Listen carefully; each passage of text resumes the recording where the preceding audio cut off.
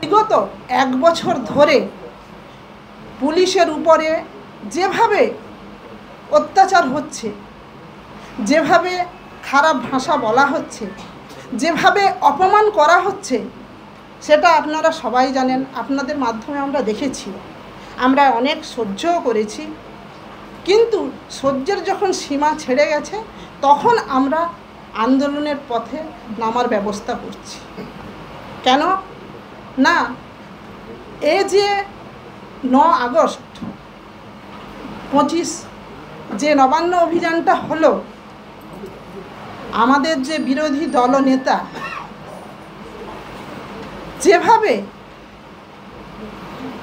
যেভাবে মাননীয় নগরপাল মহাশয়কে বাজে ভাষায় যেভাবে কথা বলেছে, আপনারাও জানেন, আপনারাও শুনেছেন।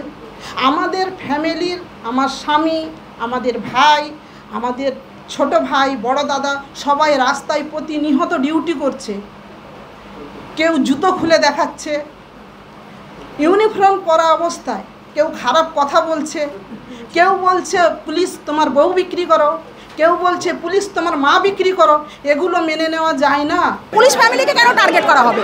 আজকে মা বউরা কি করেছে? পুলিশ ফ্যামিলির মা বউরাও যেমন মহিলা, তেমনি যারা সাধারণ মানুষ, যারা সাধারণ পরিবারে বিলং করে, তারাও তো মহিলা। তাহলে কেন এভাবে অন্যায় চলবে?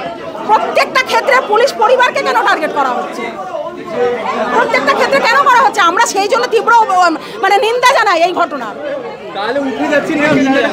উঠে যাচ্ছেন, আপনারা তো শুনছেনই না, আপনারা তো রাজনৈতিক দিকে নিয়ে যাচ্ছেন ব্যাপারটাকে।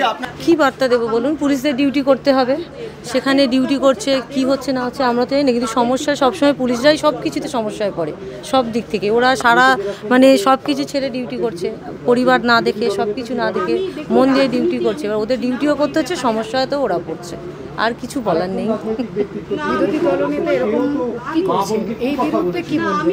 কি বলতে পারি? কেউ কারোর বাক স্বাধীনতা তো আমি নিতে পারি না, সে বলছে। এবার হ্যাঁ বলতে পারি যে যতটা সমঝে কথা বলা যায় সেটা বলা উচিত আর কি। এরকম আগামী দিনের পদক্ষেপ কি হবে? কি হবে দেখা যাক কি হয়। আমি বলছি আপনি বলুন,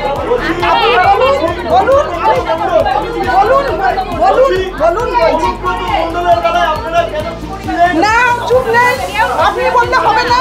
আমরা রবীন্দ্র সদনে করেছি, আপনারা বললে হবে না। শুনুন, আপনারা বলুন, আমি উত্তর দেব। অনুব্রত মণ্ডলের শুনুন, অনুব্রত মণ্ডলের ওনার যখন হয়েছে ব্যাপারটা জানাজানি হয়েছে, উনি যখন খারাপ ভাষা বলেছেন, ক্ষমা চেয়েছেন, ওনার বিরুদ্ধে কেস হচ্ছে। শুনুন, আপনারা কি শুধু সিলেক্টিভ হয়ে বলেন? না,